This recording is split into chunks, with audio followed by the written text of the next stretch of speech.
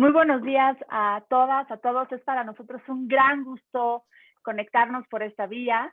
Le quiero, por supuesto, darle la enorme bienvenida a todos los que nos encontramos en esta pantalla. Muchas gracias por su participación, por acercarse a nosotros y por aceptar formar parte de la presentación del libro Una calamidad educativa, aprendizaje y enseñanza durante la pandemia de COVID-19. Yo soy Patricia Vázquez y a mí me tocará nada más introducir a todos los que nos acompañarán esta mañana en esta conversación y decir que nos hemos unido en un gran esfuerzo gracias al liderazgo del doctor Reimers de la Universidad de Harvard, Radix Education, aquí encabezado por Eric Ramírez, Mexicanos Primero, Sinaloa, encabezado por supuesto por Gustavo Rojas, y la Red de Mujeres Unidas por la Educación en la traducción y edición de este libro, aquí representada por la doctora Eugenia Garduño.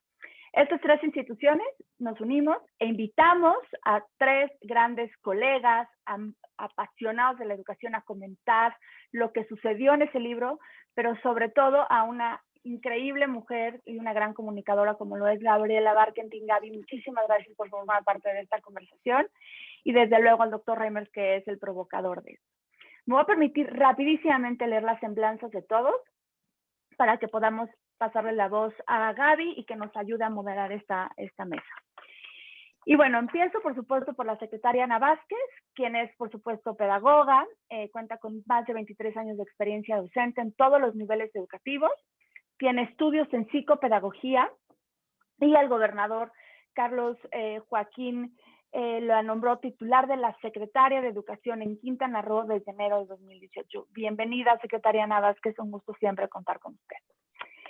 En segundo lugar, me va a permitir presentar a la maestra Verónica Spross, quien es directora de Empresarios por la Educación e investigadora asociada en el Centro de Investigaciones Económicas en Guatemala. Verónica, por supuesto, es licenciada en Administración de Empresas y tiene un máster en Economía por la Universidad Francisco Marroquín, en donde también es profesora, y además agradecerle mucho a María José de León, que fue nuestro conducto y también colega de la Universidad de Harvard, para que usted pueda estar con nosotros esta mañana. Ahora voy con el doctor Juan Alfonso Mejía, actual secretario de Educación del Estado de Sinaloa. Gracias, Juan Alfonso, como siempre, por tu participación y tu entusiasmo. Nada más rapidísimamente, es doctor en Ciencia Política por la Universidad de París, por la Sorbonne, es maestro en instituciones de políticas públicas por la misma institución y también tiene estudios en el TEC de Monterrey. Y él es secretario de Educación del Estado, de Educación Pública y Cultura, eso es muy importante, del Estado de Sinaloa desde octubre del 2018. Y ahora también a otro de nuestros analistas, que es el doctor Fernando Reimers, muy conocido en México y en la América Latina, es profesor en práctica de educación internacional de la Fundación Ford y director de la Iniciativa de Innovación Educativa Global, y por supuesto es para muchos de nosotros nuestro profesor en la maestría en política educativa internacional. Y por último, pero además muy importante, me voy a permitir presentar a Gaby Barkentin. Ella es escritora, investigadora, académica, traductora, guionista y productora mexicana. Ella es licenciada en comunicación, tiene posgrados en literatura comparada en la UNAM y en la Universidad de Navarra. Además es periodista, tiene activo un programa que desde ahí vienes, Gaby, así es que muchísimas gracias, Así las Cosas, que para mí es el gran programa que escucho todos los días junto con nuestro amigo Javier Risco. Así es que, sin más, les doy la palabra. Gaby, te cedo el uso del micrófono y muchísimas gracias a todos por estar con nosotros esta mañana. No, pues gracias, en verdad, gracias Pati, gracias a ti.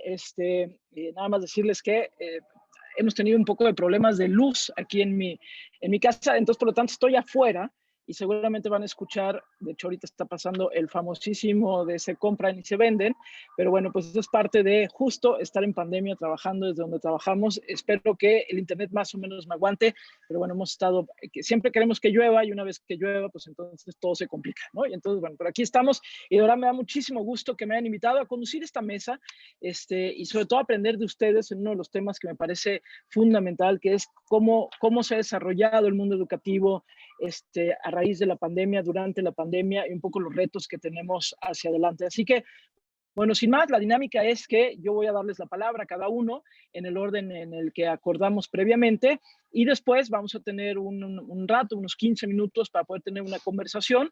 Entiendo también que si alguien del público nos quiere acercar alguna duda, alguna pregunta, pues lo puede hacer a través de el chat y ya me las estarán haciendo llegar a mí también para que yo las pueda incluir en la conversación que tengamos una vez que se presente cada uno de ustedes. Así que de verdad, gracias Patti por invitarme, gracias a todos por permitirme estar aquí. Yo además soy profesora desde hace 26 años de manera ininterrumpida en diferentes instituciones de educación superior, tanto públicas como privadas. También me tocó dar clases el semestre pasado. A mí me dio COVID y yo di clases mientras tenía COVID, que fue una experiencia también muy peculiar, ¿no? Lo que te permite un poco estas tecnologías, pero yo estaba con COVID y platicando con los alumnos fue una situación también como catártica, muy importante para todos, ¿no? Para mí, sin lugar a dudas, pero también para ellos. Fue un momento que tal vez nunca hubiéramos conseguido en el aula, en un semestre normal, ¿no? Porque uno no habla tanto de este tipo de cosas y aquí fue casi abrazarnos a la distancia y aprovechando pues para que cada quien soltara lo que traía dentro en cuanto a frustración, en cuanto a no poderse vincular con los contenidos, en cuanto a estar hartos de lo que les pasaba, tener miedo, etcétera. Así que pues también con esa pata que tengo en las aulas desde hace 26 años, pues también me da mucho gusto estar el día de hoy aquí con ustedes. Así que sin más, Patti ya presentó a todos y les cedo la palabra en primer lugar al doctor Fernando Reimers, un poco para que Fernando nos des un encuadre de este libro, lo que se está presentando el día de hoy y sobre todo, digamos, qué es lo más destacado de este asunto. Adelante, Fernando, por favor. Muchas gracias, Gabriela, y gracias a Patricia, a Eugenia, a Gustavo y a Eric por su esfuerzo en organizar este encuentro. Este libro la idea es muy simple. En un curso de política educativa que yo enseño en la Universidad de Harvard, invité a mis estudiantes el semestre pasado, en que en un momento como este no podíamos ignorar lo que estaba ocurriendo en nuestro entorno y que lo que había que tratar era de acercarse a personas con responsabilidad por la conducción de sistemas educativos y preguntarles cómo podemos ayudar. Y eso es lo que hicieron. En la clase se formaron una serie de equipos y ellos trabajaron con diversas autoridades en jurisdicciones educativas a nivel municipal, a nivel estatal, a nivel nacional, haciendo dos cosas muy sencillas, preguntando de qué manera ha afectado la pandemia la oportunidad educativa y cuáles son las opciones que podrían ayudar a continuar enseñando en el futuro previsible y sobre todo qué tipo de cosas podrían hacerse que ayudasen a construir mejor después de la pandemia, qué tipo de cosas podrían hacerse que ayudaran a resolver algunos de los dilemas que tenían estos sistemas educativos, las deficiencias que tenían antes de la pandemia, porque la pandemia no llega a un mundo educativo perfecto. Eso es todo. Y una vez terminado ese trabajo, que tuvo, desde mi punto de vista, el propósito, por una parte, de servir a la sociedad en un momento donde hace falta que todo el mundo dé lo mejor de sí mismo para ayudar a atender al sufrimiento que ha causado esta calamidad, esta verdadera plaga. En segundo lugar, que sirvió para generar conocimiento en un momento donde es urgente tener más conocimiento sobre qué impactos está teniendo esto. Y en tercer lugar, sirvió a la educación de estos estudiantes de maestría. Yo tengo la suerte de trabajar en un programa que atrae a personas con una enorme motivación y capacidad y liderazgo. Y bueno, qué mejor que ayudar a su educación ayudándoles a resolver un problema como este. Y luego, terminado este trabajo, dijimos, bueno, ahora esto deberíamos publicarlo con el propósito primero de contribuir, de hacer público este conocimiento, pero además con la intención de inspirar a otras universidades a hacer cosas parecidas. En el mundo hay unas 30.000 universidades en este momento y yo creo que si todas ellas destinasen un pequeño grupo de estudiantes como estos que han escrito este libro a hacer lo mismo, podríamos mitigar en parte el impacto de la pandemia. Esa es la intención de este libro, Gabriela. Pues sí, muy importante, además, como lo planteas, Fernando, ya estaremos revisando un poquito más contenidos, pero bueno, queda claro y como dices, sería interesantísimo tener un ejercicio incluso todavía más global de esto para poder entender y poder ver similitudes, pero también diferencias importantes. Gracias, Fernando, y voy con Gustavo Rojas para que pues nos hable ya, ahora sí que desde los autores, la visión de los autores, un poco este libro del que estamos hablando esta mañana. Adelante, Gustavo. Muchas gracias, Gabriela. Y gracias a quienes nos acompañan también en la transmisión. Veo ahí en los nombres muchas amigas, muchos amigos, así que qué gusto recibirlos hoy. Estamos asistiendo a una conversación que sin duda es importante, ¿verdad? Está y seguirá siendo importante durante largo tiempo en nuestra región, en América Latina, que como diversos informes señalan, es una de las regiones más golpeadas en el mundo por los efectos de la pandemia en la educación. Y desde la experiencia que he tenido como una de las voces en este libro, me gustaría compartir con ustedes un par de elementos que creemos que son destacables. Primero, como muy bien dice el doctor Reimers, ha sido una experiencia interesante de vincular el ejercicio académico de estudiantes de posgrado con una realidad que nos golpeó a todos. Y en este sentido, junto con una gran cantidad de mis colegas en el curso de Política Educativa Comparada del doctor Reimers, tuvimos la posibilidad entonces de iniciar esto como una serie de investigaciones, ¿cierto? De investigaciones y de trabajos académicos que fueron permitiéndonos abordar el proceso de entender el impacto de la pandemia en estas distintas jurisdicciones de una manera muy estructurada, ¿no? Algo que todos los capítulos tienen en común es que seguimos un proceso de 8 pasos de análisis de política pública, que es el modelo propuesto por Eugene Bardak. Y eso nos permitió, yo creo, considerar las implicaciones del proceso de una manera bastante estructurada, cosa que de pronto en medio del caos o en medio de la incertidumbre de esta crisis aporta mucho valor. Y también consideramos este proceso desde una mirada que reconocía la complejidad de no solamente el fenómeno educativo, sino el fenómeno educativo a la luz de una pandemia. Y en este sentido también fue muy valioso el modelo multidimensional para mirar el sistema educativo que el mismo doctor Reimers ha propuesto en su trabajo. Yo a nivel personal debo confesar que en más de algún momento el ritmo más gradual que el rigor de esta investigación nos impuso a todos los participantes de este libro se sintió como algo contraintuitivo. La emergencia, la situación de urgencia, el cierre de las escuelas, la creciente convicción de que estábamos frente a un escenario que definitivamente iba a dañar el derecho a aprender de las niñas y los niños en nuestra región, nos empujaba a avanzar con prisa. Esto en el caso de la organización que yo represento, que se dedica precisamente a la defensa del derecho a aprender, lo hizo aún más desafiante. Pero todos los capítulos en este libro finalmente dan cuenta de procesos que creo que son graduales, detallados, analíticos, y que contribuyen entonces a entender posibles soluciones o posibles aportaciones a esta problemática desde una perspectiva muy informada, no solamente desde lo que es viable o desde lo que es conveniente, desde lo que es costo efectivo, sino también desde lo que es coherente con las causas raíz que hay detrás de este problema. En el caso de Sinaloa y en muchos de los otros casos en este libro, queda de manifiesto que las causas de los desafíos que se viven en el sistema educativo no únicamente se explican a partir de la llegada de la pandemia, que hay muchas de esas situaciones que tenían un origen anterior, que tenían una causa estructural anterior. Y en el caso particular nuestro de la realidad de Sinaloa, lo que quedó clarísimo en el análisis es que a pesar de los distintos mecanismos que se pusieron en marcha para apoyar a los estudiantes durante el cierre de escuelas, el factor de recuperar la presencialidad gradualmente era lo que tenía más valor. Y me da mucho gusto tener al secretario Mejía aquí para que nos pueda platicar con mayor detalle respecto a esa estrategia. Finalmente, me gustaría reiterar la importancia de lo que mencionó también previamente el doctor Reimers, generar una vinculación mayor entre el trabajo académico y la toma de decisiones públicas. En la medida en la que las decisiones implementadas para resolver problemáticas tengan diagnósticos certeros, diagnósticos rigurosos, van a ser más confiables.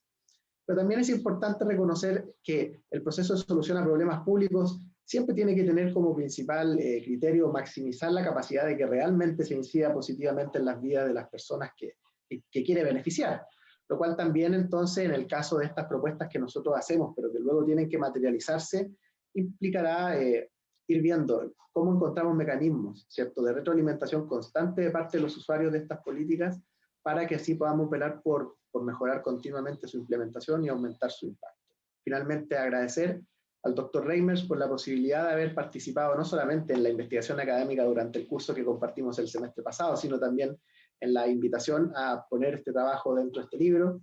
Y especialmente gracias también al secretario Mejía por amablemente haber accedido a colaborar con nosotros en esta consultoría, y gracias también a los colegas de la Maestría de Política Educativa Internacional de la Universidad de Harvard, con quienes tenemos el honor de ser coautores de este capítulo. Gracias, Gaby. Gracias a ti, Gustavo, y será muy interesante precisamente empezar a desgranar, ¿no? Un poco ahora, hablabas ya, por ejemplo, de esto de recuperar la presencialidad, lo que esto significa, las necesidades que se ven en el horizonte, y luego me gustaría que volvamos sobre la palabra calamidad, ¿no? Que es una palabra fuerte, es una palabra que me parece que califica una situación y la pone también en una dimensión importante. Ya estaremos revisando, por supuesto, el contenido con más detalle, pero vamos ahora justo a hablar de qué se está haciendo y hacia dónde vamos en la educación, ya casos, digamos, con más específicos, de lugares específicos, y pues arrancaríamos en este momento con la maestra Ana Vázquez, que como ya se había dicho, ella es la secretaria de Educación del Estado de Quintana Roo. Maestra, por favor, adelante con esta pregunta. Yo sé que es una pregunta que requeriría casi meses para contestarla, pero tenemos unos minutos para que nos digas esto. ¿Qué se está haciendo y hacia dónde vamos en la educación y particularmente allá en Quintana Roo? Adelante, maestra. Muchas gracias, Gaby. Gracias a todos. Muy buenos días, amigas, amigos. Primero, muy rápido agradecer al equipo de Harvard, así les identificamos aquí en Quintana Roo, porque fueron grandes compañeros en este momento de preocupación, hace un año de angustia, de querer salir avante, porque no podíamos quedarnos de brazos cruzados. Si bien había que estar aislado en lo físico, en lo cognitivo y en lo emocional, había que extender los brazos, había que extender estas redes de acompañamiento, y fueron grandes compañeros que nos ayudaron a pasar de lo empírico a lo más sistemático, a poder atender con mucho más certeza. Eso nos dieron, certeza, luz en el camino. Decirles que Quintana Roo es un estado el más joven de la República, pero no por ello el que tiene menos retos. El tema de migración no es un tema nuevo para nosotros. Este vaivén en la matrícula nunca se termina. Los contrastes en el estado, el norte, el centro y el sur, teniendo esta posibilidad del norte, Cancún, Playa del Carmen, Cozumel, como los polos turísticos de los más importantes en el país, el centro de la cultura maya que vive la desigualdad, no de este sexenio, sino históricamente, y un sur del estado que lucha porque no solo se mantenga activo, sino también por ser competitivo. Ante ese escenario, nos enfrentamos a la ausencia de los niños, niñas y jóvenes en Quintana Roo. No hablamos de abandono, porque abandono escolar es un término que hasta que no termina el ciclo escolar no podríamos dimensionarlo, pero hablamos de más de 10,000 jóvenes, se ausentaron del WhatsApp, de las plataformas, del contacto con nuestros profesoras y profesores. Ello evidentemente nos puso ante un segundo fenómeno de calamidad. No solamente la brecha educativa de habilidades lógico-matemáticas, de habilidades de escritura, de el equilibrio socioemocional que da la escuela, que da el aula. También nos puso ante un escenario de desigualdad, de abandono y de posible violencia al interior de las casas. Por eso había que actuar pronto, rápido e ir por ellos. Nosotros pusimos en marcha y en ese momento llegan los primeros resultados del equipo Harvard y pusimos en marcha una estrategia que la denominamos SOS Educación Quintana Roo. Y SOS era un llamado de emergencia y decir, todos a sus puestos, a sus casas, a los teléfonos, al WhatsApp, porque tenemos que ir en busca de los chicos. Tenemos que imprimir cuadernillos, llevarlos a sus casas, en las comunidades donde el tema de la pandemia estaba mucho más contenido, pues ahí podíamos hacer este escenario de poder dar pequeñas asesorías, maestros que fueron un poco a poco haciendo estos encuentros a distancia con los estudiantes.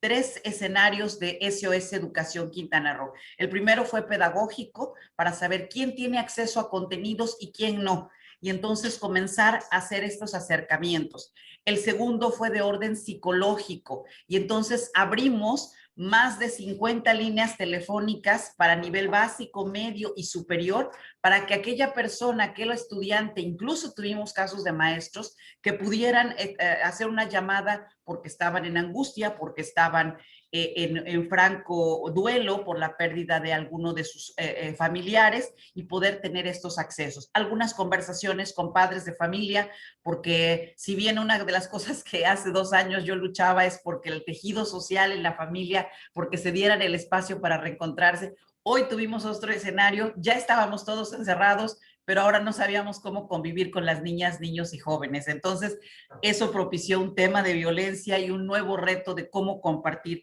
en familia. Y el tercer escenario de SOS Educación Quintana Roo fue el tema de gestión, que nadie se quede sin el apoyo de alguna beca, sin un certificado para imprimir, a trámites administrativos. Tuvimos un proceso de reinscripción complicado porque había que hacerlo también a distancia.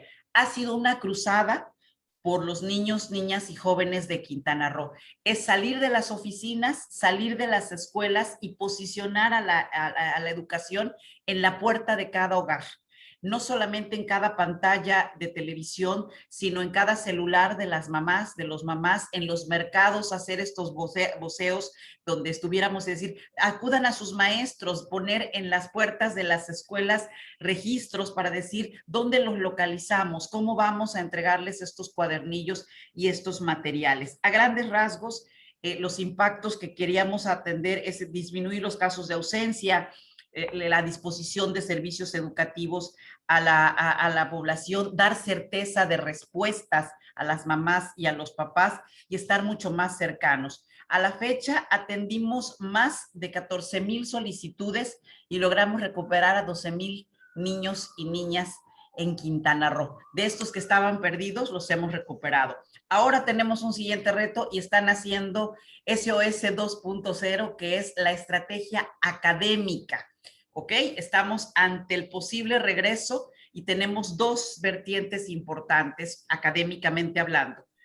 El diagnóstico para dimensionar la brecha de dónde, diría Vygotsky, de dónde debíamos estar y dónde realmente estamos el día de hoy. Hoy el equipo educativo de educación básica ya está trabajando en diseñar un instrumento muy sencillo, muy uniforme para todos nuestros 350,000 alumnos de educación básica, para que con 20 preguntas los papás puedan responderlo vía teléfono si su niño cuenta con esas habilidades de primer año, de segundo, de tercero, muy sencillo, y que nosotros podamos identificar los grupos de atención para el regreso paulatino y escalonado. ¿Cómo los vamos a organizar? Los niños con mayor rezago tendrán que ir a escuela por lo menos 3 veces a la semana. Debemos darles más cuadernillos, más instrumentos. Y la segunda parte es justamente hacer estos materiales mucho más situados, mucho más específicos, porque no nos va a servir el mismo libro de texto para todos. Tendremos que dar estos seguimientos y estas atenciones específicas. Esto no lo podríamos haber hecho sin tener la sistematización, la luz que nos dio el estudio que nos presentó el equipo de Harvard. Así es que estamos infinitamente agradecidos. Yo personalmente muy acompañada, siempre desde que Dios nos puso en el mismo camino a Patti y a mí, ha sido una gran amiga y gran compañera. Y hoy nuevamente, doctor Reimers, muchas gracias a todo el equipo de la maestría, muchas gracias, y ojalá que no quede aquí esta primera experiencia, que podamos seguir nutriéndonos y nosotros compartiendo cómo va Quintana Roo y cómo van nuestras niñas, niños y jóvenes en Quintana Roo. Muchísimas gracias. Gracias, Gaby. No, gracias a ti, Ana, gracias, secretaria. Qué interesante lo que nos planteas. Igual en la ronda ya de conversación será también importante hablar, por ejemplo, de maestros y maestras y cómo ha recaído también en ellos, digamos, un trabajo completamente diferente, una carga completamente diferente y lo que también eso significa, ¿no? Pero me parece fundamental, digamos, esto que nos planteas desde el caso de Quintana Roo. Y ahora nos vamos al caso de Sinaloa con el doctor Juan Alfonso Mejía, secretario de Educación y Cultura del Estado de Sinaloa, pues literal con esta misma pregunta: ¿qué se está haciendo y hacia dónde vamos? Secretario, por favor, adelante. Bueno, muchísimas gracias. No sé, había preparado una presentación, pero creo que quizás también el formato de diálogo. Bueno, creo que aquí ya me están ayudando.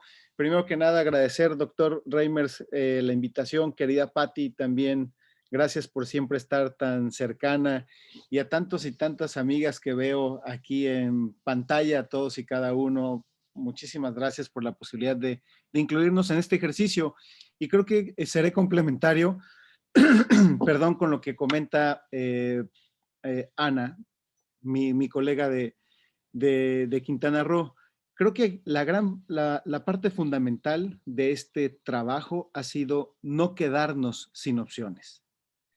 imaginar que el sistema de desigualdades o inequitativo que tiene nuestro sistema educativo tiene que ver con concentrarnos en contextos diferenciados e imaginar que el sistema educativo, esa cosa abstracta que imaginamos, tenemos que personalizarla y entender más a las distintas familias que requieren de un acompañamiento.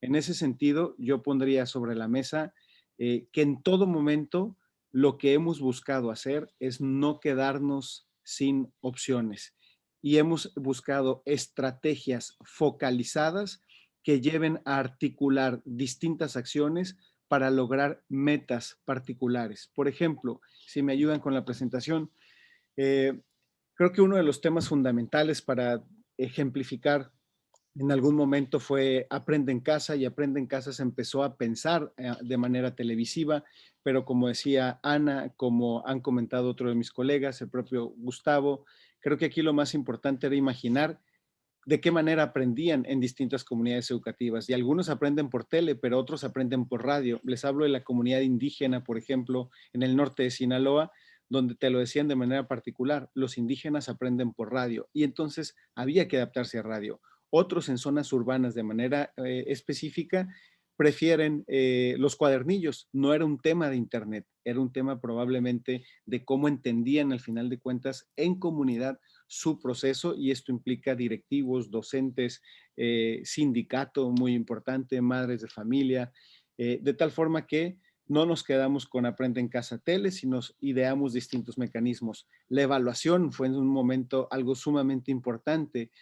¿Cómo evaluabas a distancia algo que nunca se había hecho? Y entonces ideamos una evaluación sobre cada niño a partir del desarrollo que tiene sobre sí mismo, no sobre la generalidad del grupo, y para eso también nos metimos en aprendizajes clave. Esto significó tomar en cuenta que la mamá no es un asesor técnico pedagógico y que el niño no está en la escuela y que el docente no está en el salón, y entonces nos pusimos metas que permitieran mantener la trayectoria educativa. En un tercer momento, tuvimos claro que lo que estábamos haciendo era combatir el abandono escolar. Le dimos seguimiento en el ciclo escolar pasado a 132,573 niños. Hoy estamos particularmente con 56,000 niños que consideramos pudieran tener riesgo de abandono. Y así llegamos, y esto está dentro de la calamidad educativa, a una opción que el día de hoy creo que está representando eso, una opción más para 733 comunidades educativas en nuestro estado, que son los centros comunitarios de aprendizaje. Y los centros comunitarios de aprendizaje significa habilitar una escuela como un espacio para dar tutoría a niños y niñas que la educación a distancia les dio lo que tenía que dar, pero hoy necesita una suerte de renovación. Y todo esto sobre dos grandes ejes, y que fue libertad y confianza con los docentes, por favor. Y esto me llevaría a un segundo punto. Uno, es no quedarte sin opciones, pero dos, la recuperación social creo que va a pasar por las escuelas. Y aquí retomo también parte de lo que mencionaba el doctor Reimers sobre cómo puedes resolver el día de hoy cosas que el día de mañana van a seguirse presentando. Primero que nada, me gustaría poner sobre la mesa el hecho de que las escuelas son un termómetro social y que probablemente en este aspecto social no se ha dimensionado lo que los docentes han hecho. En Sinaloa nos ha venido ayudando en la generalidad del proceso de recuperación de toda la comunidad, porque no solamente nos ayudaron a cerrar un ciclo escolar, sino lo aperturaron y hoy nos tienen a la mitad de un segundo ciclo escolar con desafíos diferentes, porque hay un año en el que no se han parado gran parte de los niños en las escuelas. Y esto habla, al final de cuentas, de un proceso de confianza que nos ha evitado entrar en una crisis de identidad. Y eso me parece muy importante subrayarlo. Lo que hubiera significado para muchos niños o niñas simplemente el tener que repetir un año adicional en medio de tanta incertidumbre. Adelante, por favor. Y dentro de esto que consideramos que hay que ir de lo importante que es que la recuperación pase por las escuelas, subrayaría este segundo impacto que me parece, en el caso de Sinaloa, revolucionario, y que el día de mañana el equipo de Harvard creo que seguirá estudiándolo, y es el liderazgo colaborativo.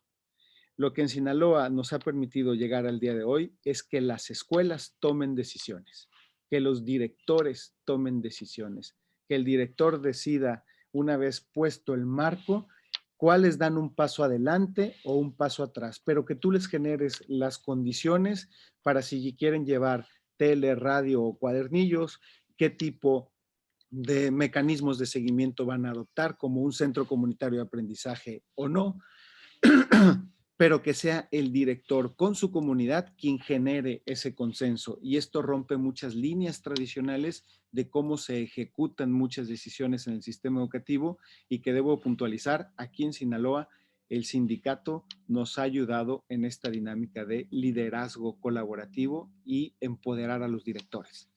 Y finalmente, cerraría con esto, un centro comunitario de aprendizaje, los que hemos echado a andar aquí en Sinaloa, más de 730 al día de hoy, tiene la característica de tener un marco legal estatal. Hubiéramos querido que fuera nacional, pero esto fue imposible. Tiene un respaldo con un acuerdo secretarial.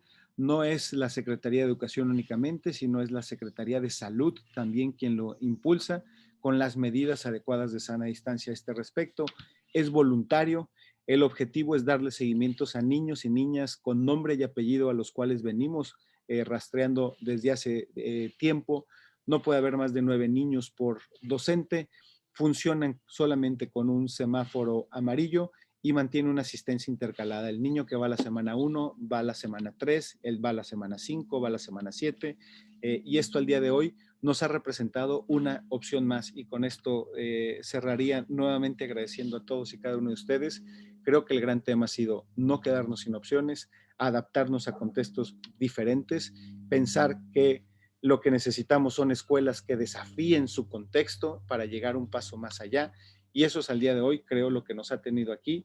Y simplemente muchísimas gracias por poder compartir con ustedes esta experiencia. Gracias, secretario.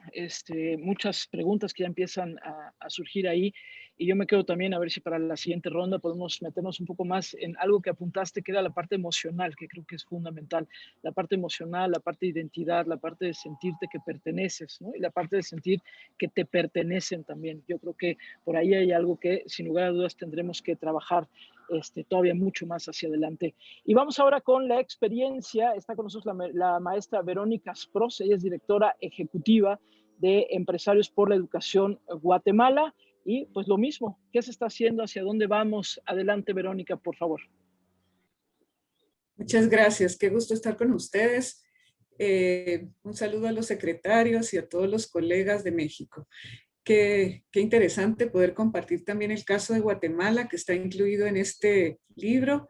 Gracias, doctor Reimers, por permitir que un equipo también de Harvard contribuya con las políticas y las propuestas para Guatemala. ¿Puedo compartir pantalla para presentar algo? Sí, de acuerdo. Perdón, solo lo puedo poner en formato de presentación un instante.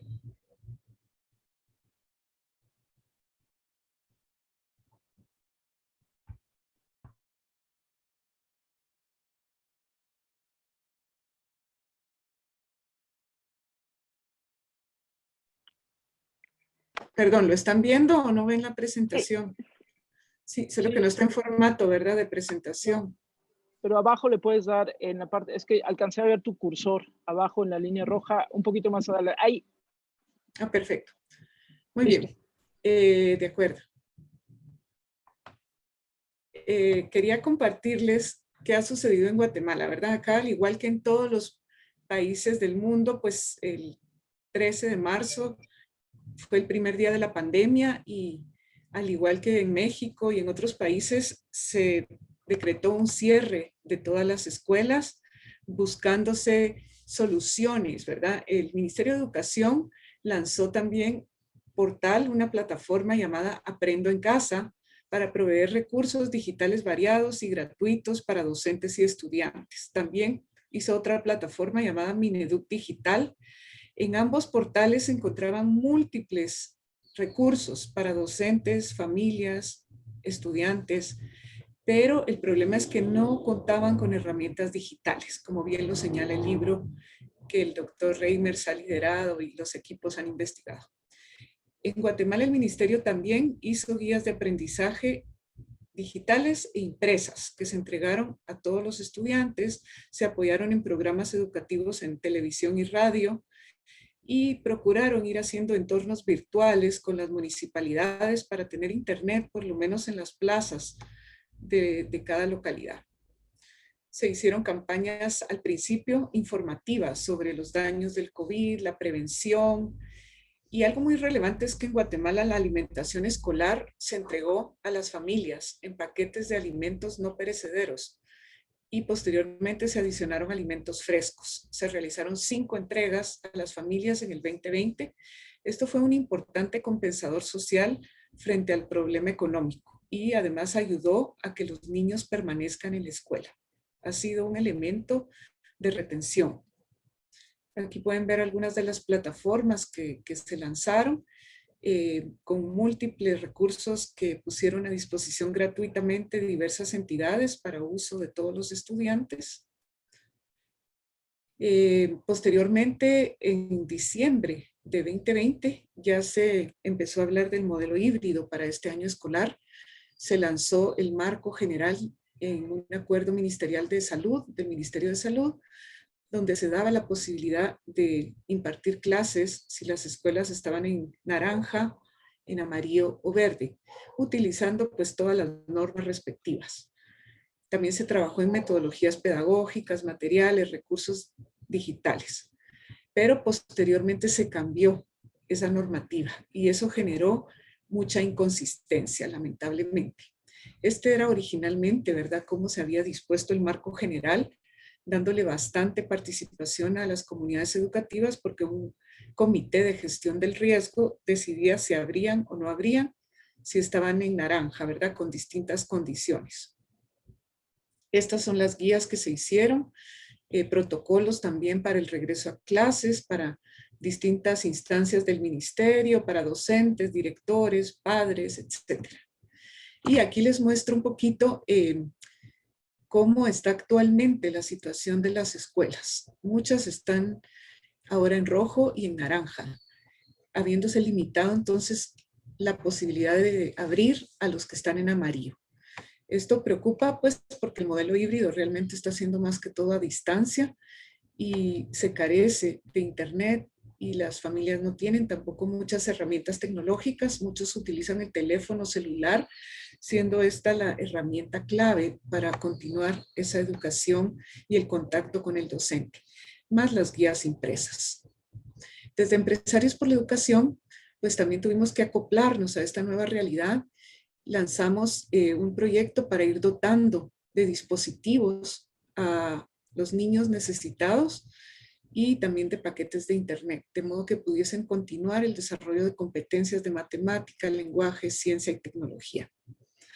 También continuamos con el premio Maestro 100 puntos, que en esta ocasión reconoció a los que estaban teniendo soluciones creativas, innovadoras frente a la pandemia. Hicimos actividades de formación docente, de incidencia a través de todas las plataformas disponibles y creemos que esto es la parte novedosa, la parte exitosa, puesto que nos permitió llegar a más personas, ¿verdad? El tener una proyección por herramientas digitales. Aquí pueden ver que también se trabajó para docentes. Apoyamos impartiendo o compartiendo buenas prácticas donde los mismos docentes compartían con otros lo que estaban haciendo. Por aquí me quedo un poquito en el caso de Guatemala. Muchísimas gracias.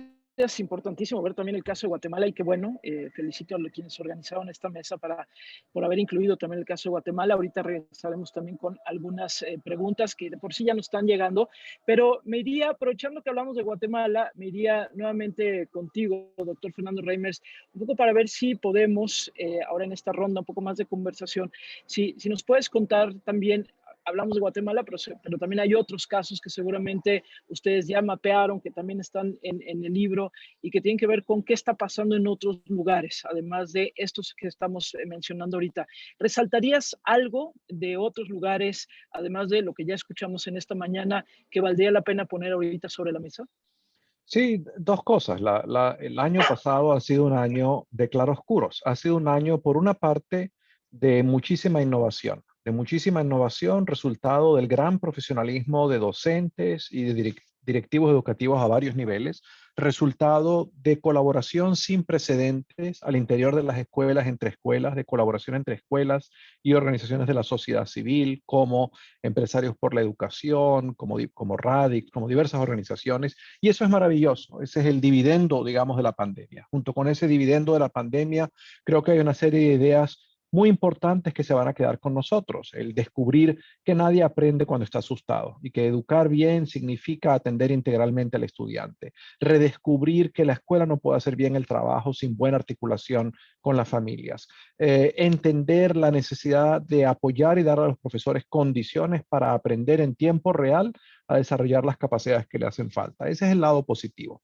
El lado negativo, la calamidad, es que a pesar de todos esos grandes esfuerzos, sobre todo en una región con las enormes desigualdades sociales, como es el caso de América Latina, estamos regresando muy rápidamente y en verdad perdiendo los importantes logros educativos que se habían hecho en esta región en los últimos 20 años. En los últimos 20 años, la educación se había convertido en una prioridad social verdaderamente importante, llevando a esta región a ser una de las regiones que en el mundo invertía más en educación, como porcentaje del Producto Bruto, como porcentaje del gasto público, traduciéndose en esfuerzos importantes de mejoramiento de la calidad, traduciéndose en logros importantísimos en el acceso a la escuela de grupos que nunca antes habían tenido acceso a la escuela, lo que hace que en esta región haya casi un 100% de acceso a la educación primaria y secundaria media, se extendiera la escolaridad y todo esto se está perdiendo. Para dar un ejemplo, en Brasil hoy en día,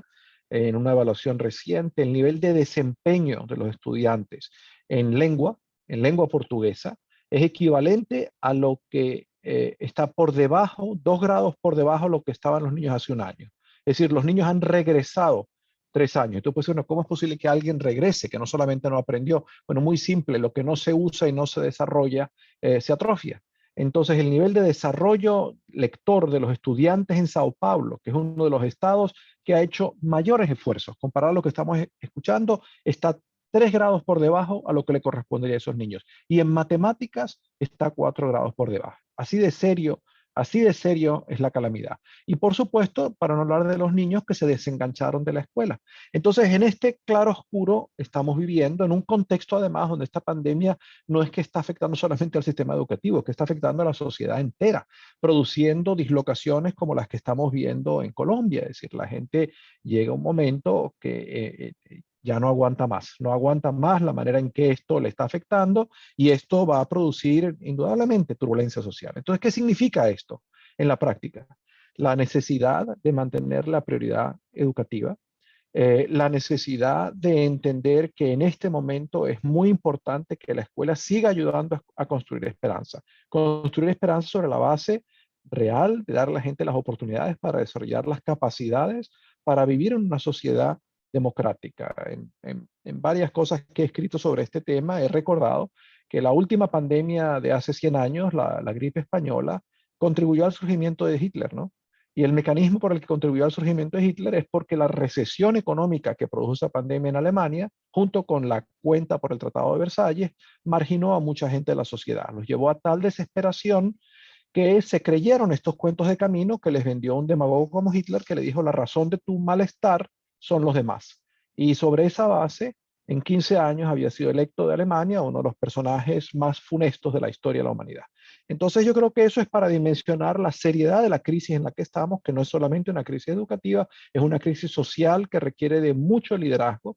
Y yo creo que a quienes trabajan en educación nos corresponde ejercer la parte que nos toca, de decir, bueno, este es un momento no para hacer menos, no para esconderse bajo la mesa, no para decir, déjame esperar que el problema lo resuelva otro, no para decir, déjame recuperar lo que tenía, sino para decir, este es un momento muy serio, de una gran crisis social que requiere hacer lo mejor que sea posible con los recursos que tengo, que yo no me hago ilusiones, los recursos van a ser menos. O sea, la crisis de Colombia tiene que ver con que el gobierno ha dicho, hacen falta reformas fiscales, porque ¿con qué pagamos estos costos? Yo creo que la realidad de que va a haber menos recursos es muy difícil esconderse de ella. En los Estados Unidos no se ve eso en este momento porque el gobierno se ha endeudado hasta las orejas, hasta más arriba de las orejas, para tratar de crear un estímulo que impida a una depresión como la de los años 30, pero llega un momento en que los gobiernos no se pueden endeudar más y hay que pagar, y por eso el gobierno está empezando a hablar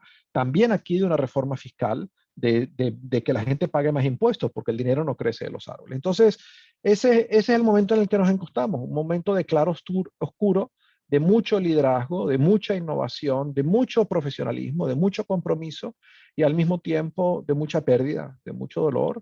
Ese es el término de la calamidad, ¿no? Por cada muerto, en promedio, hay 9 personas que han sido directamente afectados, dependiendo directas y gente cercana.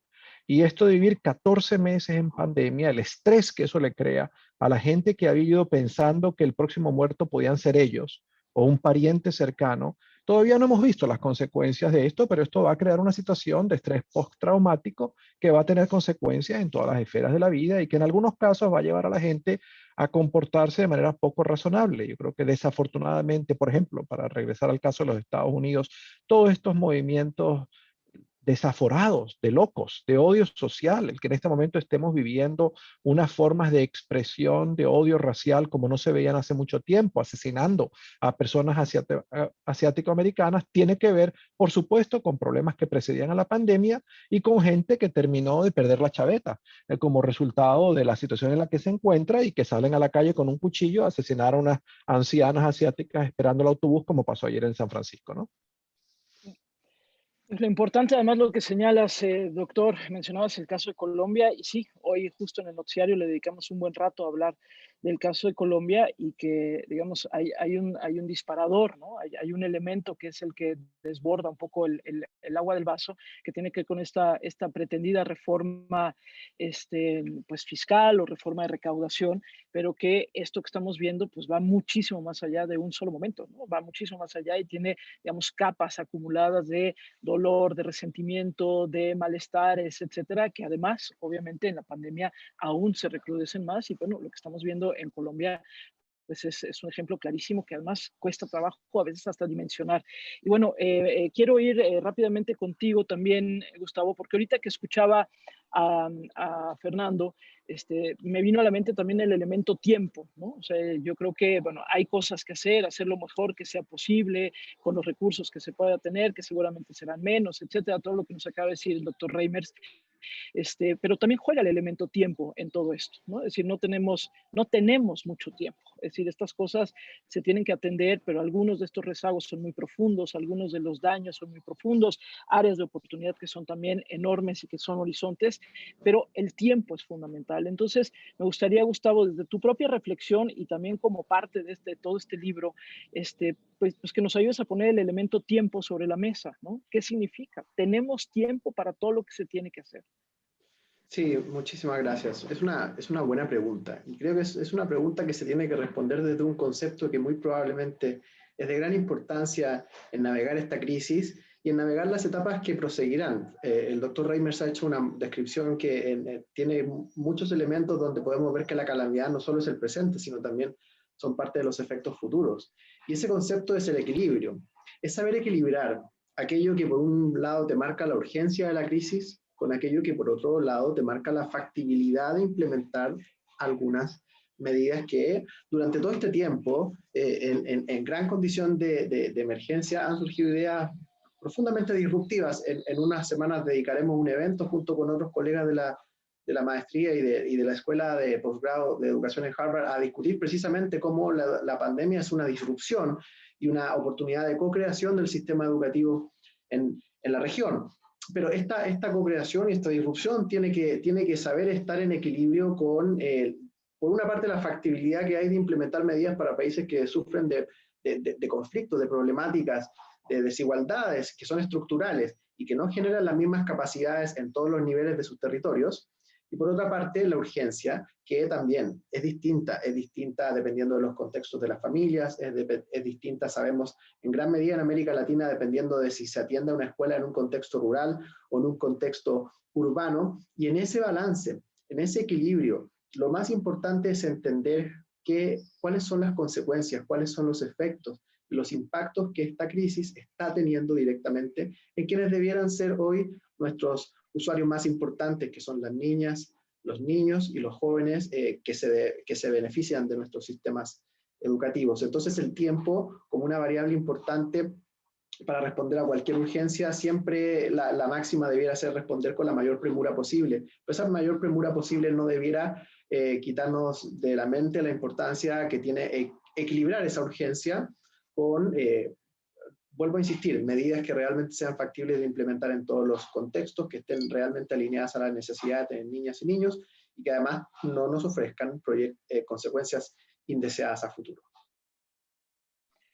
Es que sí, es un tema sin lugar a dudas fundamental, porque va a tener que ver también con por qué carriles va cada quien, ¿no? Es decir, si hay qué carril de alta velocidad versus qué lugar en donde ni siquiera camino habrá, ¿no? Y entonces se tiene que convivir en estos espacios. Y voy contigo, Ana Vázquez, la secretaria de Educación de Quintana Roo.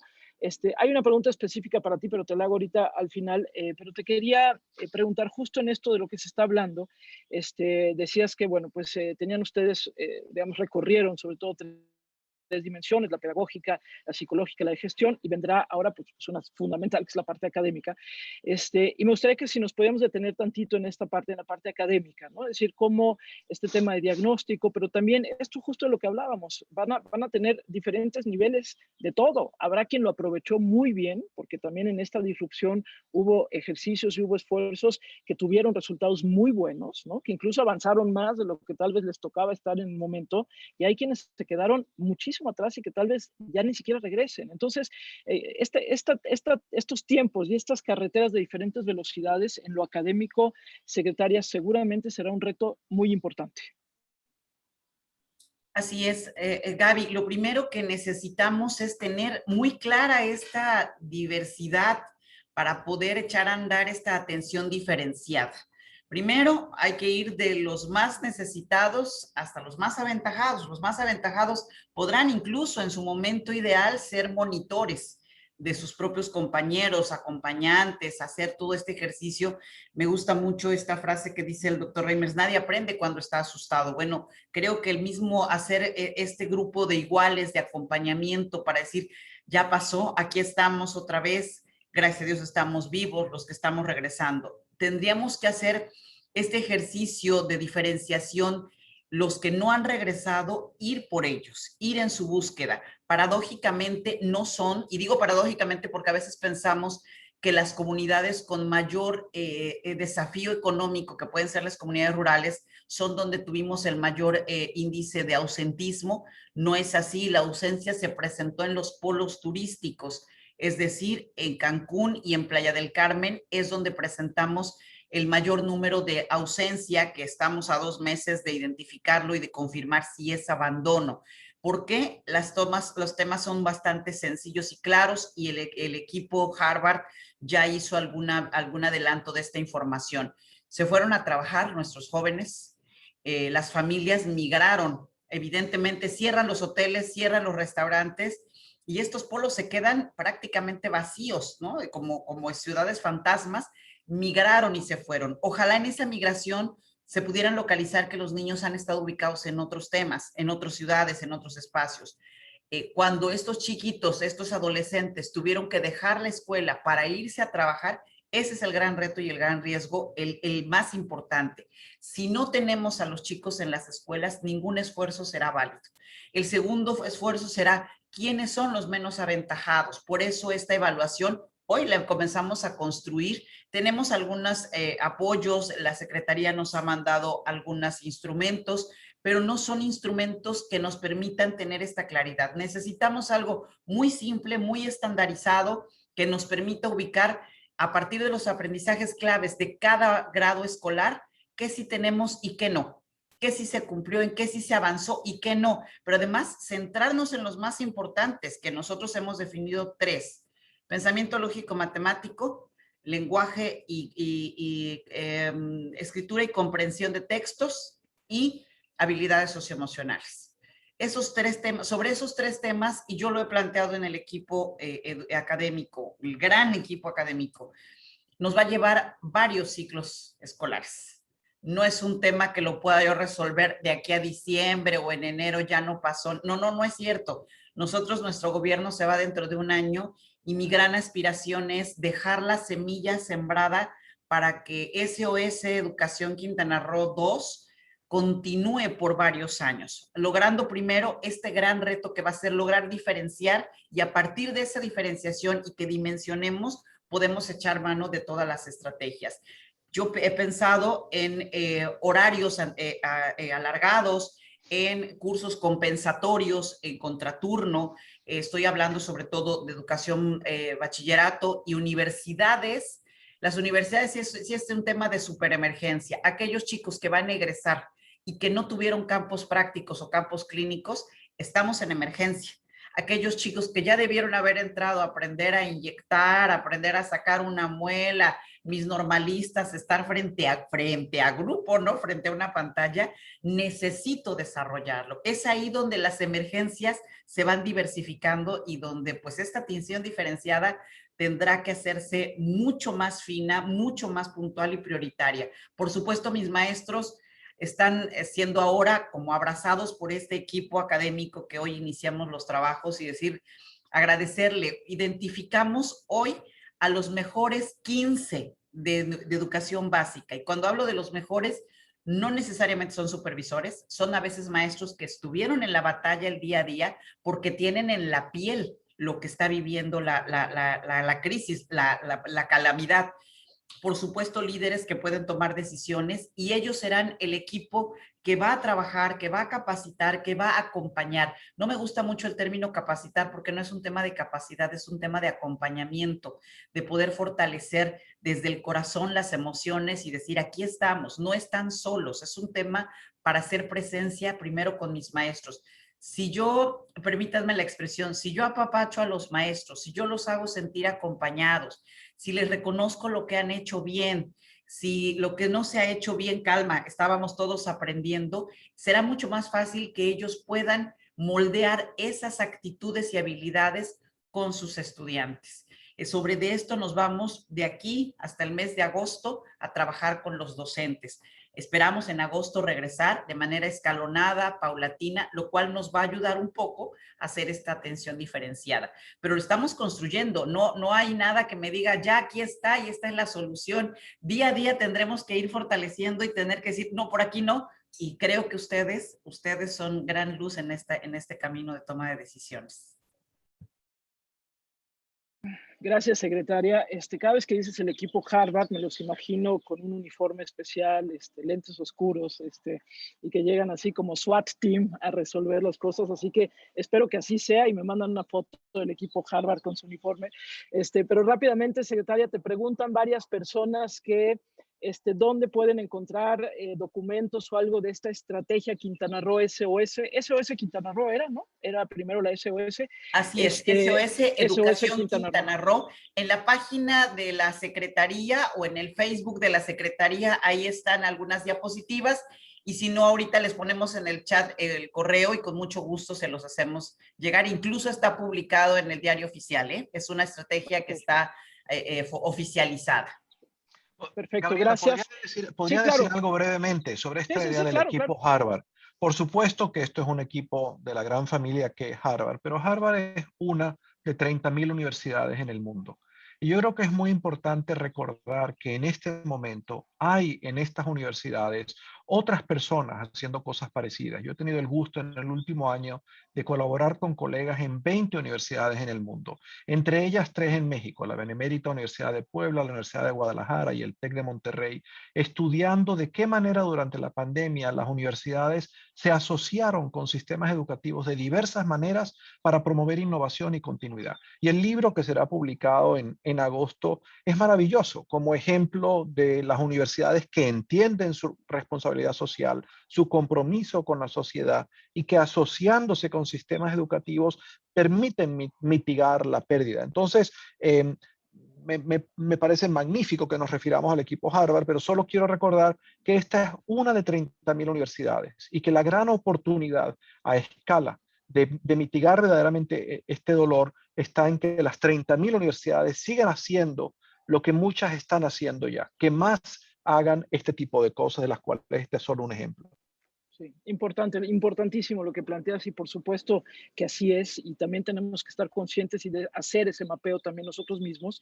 Les recordamos, por cierto, además del documento que decía la secretaria, que también ya pusieron ahí en el chat la liga para el libro del que estamos hablando, Una calamidad educativa, aprendizaje y enseñanza durante la pandemia de COVID-19, por ahí la vi pasar, así que la encuentran ahí en el chat para que se puedan hacer también de este libro. Y pasando de todo esto, voy a Sinaloa con el doctor Juan Alfonso Mejía, que es el secretario de Educación y Cultura del Estado, y nos llegó por aquí una pregunta que dice, dice, ¿qué implicaciones, esta la manda Irving Donovan Hernández, dice, ¿qué implicaciones tuvieron estas acciones, en el caso específico, por ejemplo, de Sinaloa, que llevaron a cabo en materia de diálogo con actores del sistema educativo, autoridades, directivos, docentes, alumnos, padres, sindicatos?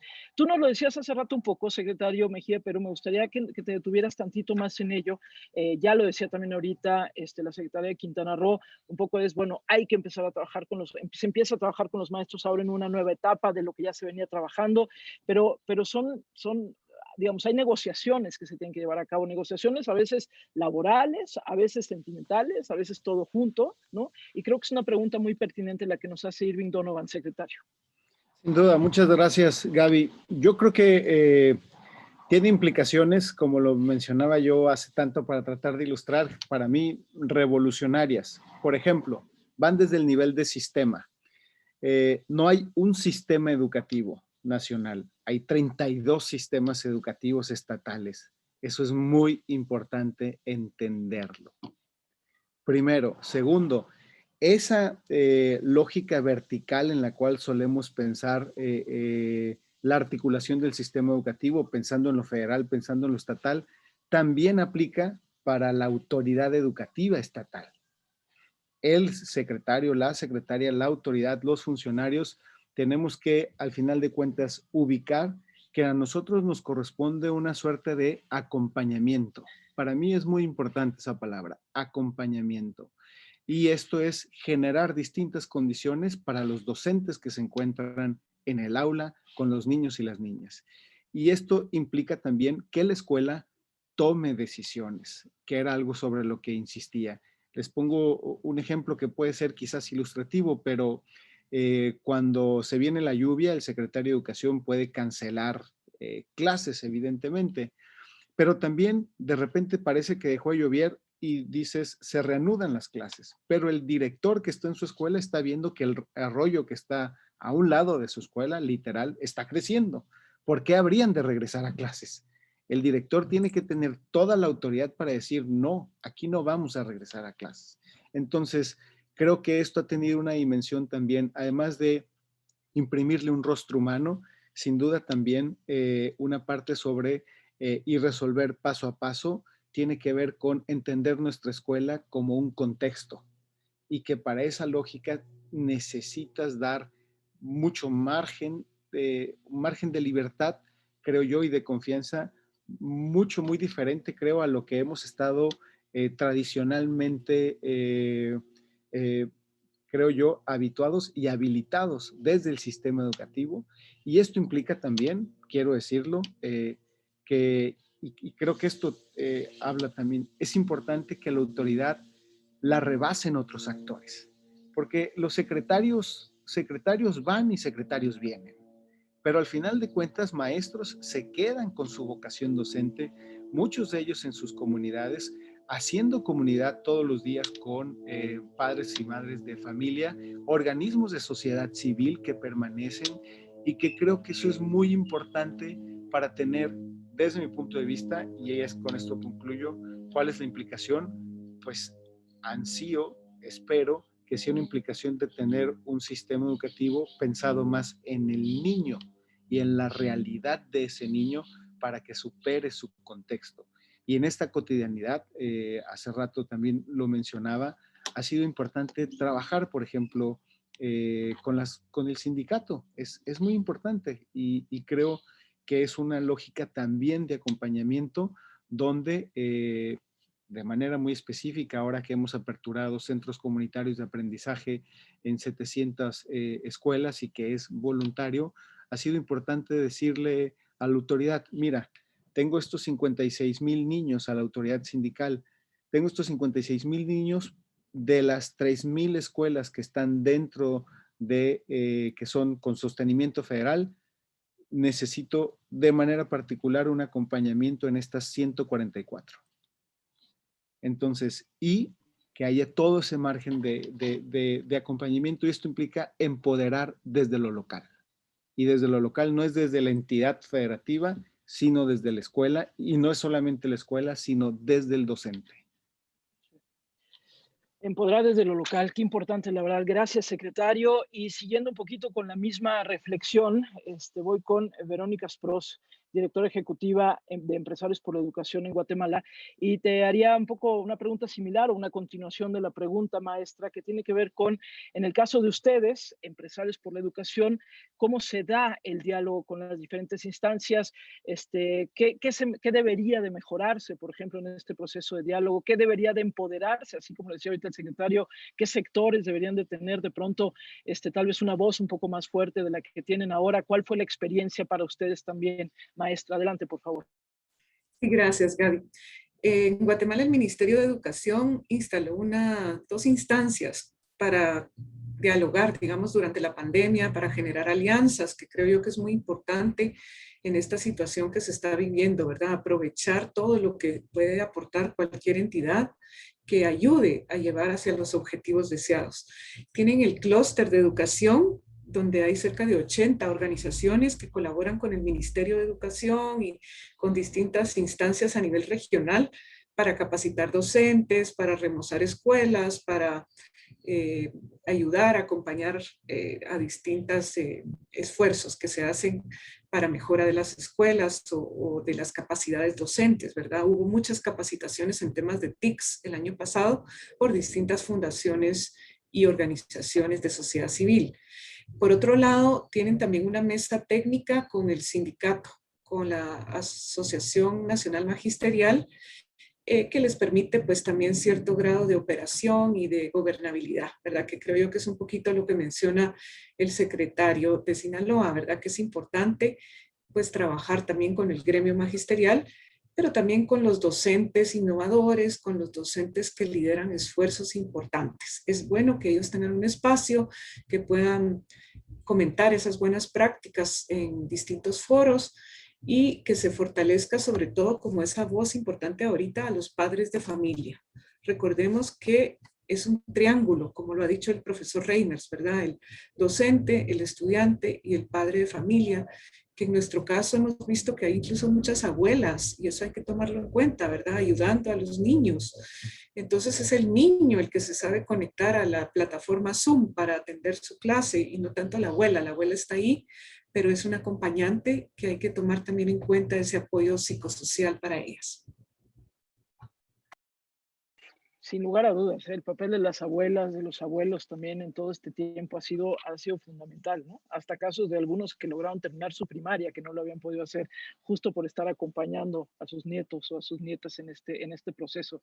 Pero sí, muchísimas gracias. Y antes de cederle la palabra a la doctora Eugenia Garduño para que cierre esta mesa, quería nada más muy rápido, casi les pediría a cada uno, como en una frase, en una idea muy rápida, decir, ok, ya, calamidad, ya hablamos de muchas cosas, ¿con qué sí se quedarían de lo que hemos aprendido ahora? ¿Qué no dejarían de hacer? Y yo pongo un ejemplo muy elemental mío, de que yo que doy clases, por ejemplo, este tiempo que estoy dando clase en el CIDE, y el CIDE está en una zona un poquito más alejada de la Ciudad de México, cuando yo quería llevar a un profesor invitado, siempre era un problema, ¿no? Porque era, oye, es que tienes que ir hasta allá, y no sé por qué jamás se me ocurrió decirle, oye, si te conectas, ¿no? Por algo que hoy todos sabemos que se llama Zoom, pero que, y entonces yo de repente digo, bueno, ahora que yo regreso al aula, que me urge regresar al aula, voy a seguir aprovechando mucho el de repente poder decir, y si me conecto con el profesor que está en no sé dónde, ¿no?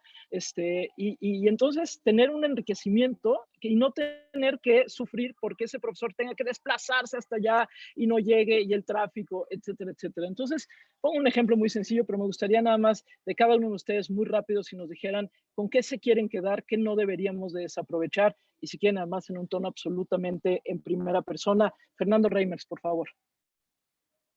Con la conciencia de que la vida es frágil y que cada día es un regalo y que por lo tanto hay que hacer cosas intencionalmente que tienen sentido y alineadas con nuestros valores y no perder tiempo en cosas que no tienen sentido. Sí, es una de las cosas que yo he aprendido en esta pandemia, es a valorar encuentros como este, que tienen muchas veces mucho más sentido que una reunión de facultad donde hablamos un montón de babosadas. Y yo espero que de aquí en adelante todos vamos a tener la libertad de decir no a las reuniones con babosadas, porque en realidad va a haber demasiadas cosas importantes que hacer para tratar de reconstruir después de esta calamidad. Buenísimo. Gustavo Rojas, por favor. Yo me quedo con el valor que tiene entender que la única forma en la que podremos superar problemas que nos atañen de una manera tan dura y tan grande como sociedad es trabajando juntos, haciendo un gran equipo, liderando juntos. ¿Sí? ¿No?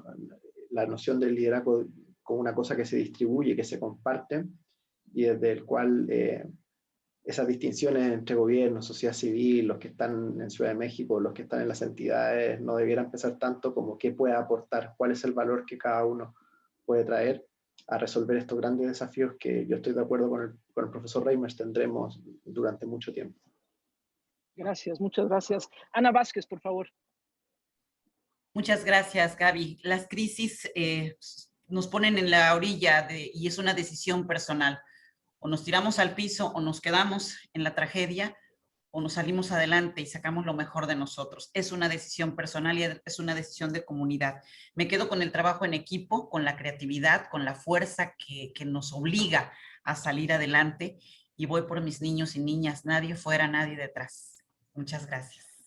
Gracias, gracias. Ana Vázquez, voy con Juan Alfonso Mejía, por favor.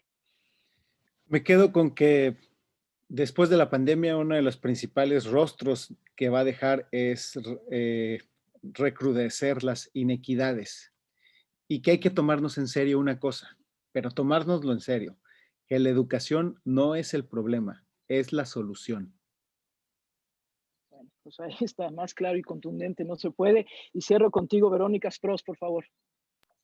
Yo me quedaría con el mensaje de que no nos olvidemos que el estudiante debe estar en el centro de todo esfuerzo y que los docentes siguen siendo claves. Trabajemos con los docentes, empoderemos a la comunidad educativa en ese liderazgo colaborativo porque estamos viendo innovaciones, estamos viendo soluciones contextualizadas adecuadas. Muchísimas gracias, maestra. Y ahora sí te cedo la palabra, doctora Eugenia Garduño, integrante del comité organizador de la Red de Mujeres Unidas por la Educación, para que por favor pues hagas un cierre de toda esta mesa. Muchas gracias. Adelante, doctora. Muchísimas gracias, maestra Gaby. Yo realmente quiero cerrar con agradecimiento a todos, pero empezar a decir que estoy sumamente honrada de cerrar este gran conversatorio y de estar presente aquí en representación de la Red de Mujeres Unidas por la Educación, MUPORED.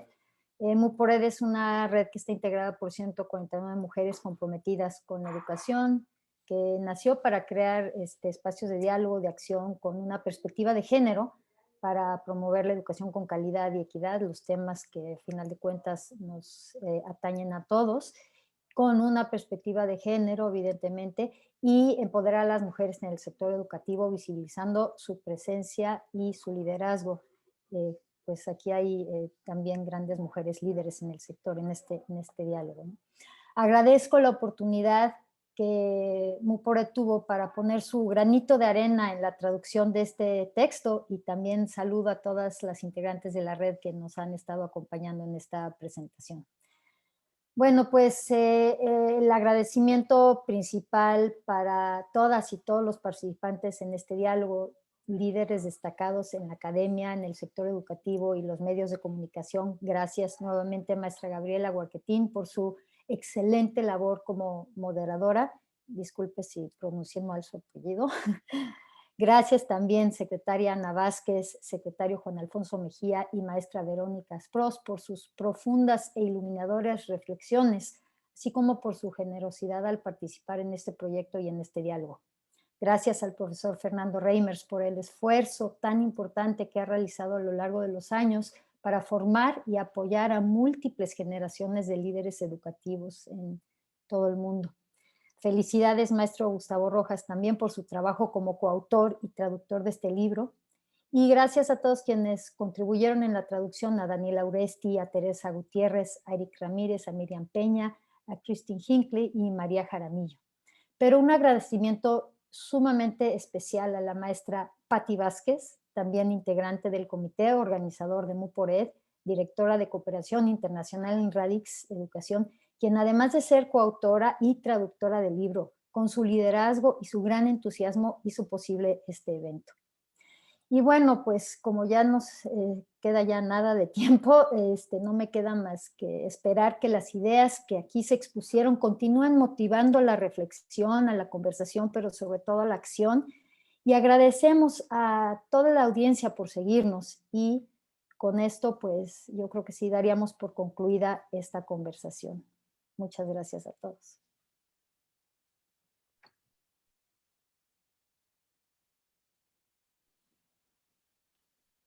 Adiós, muchas gracias a todos. Muchas Adiós, gracias. gracias. Bonito Chao. día. Gracias. Bye, bye. Chao. Gracias, bye, bye. Muchas gracias. Gracias por Gracias la a todos. Un invitación. abrazo. Gracias. Gracias. Gracias, bye.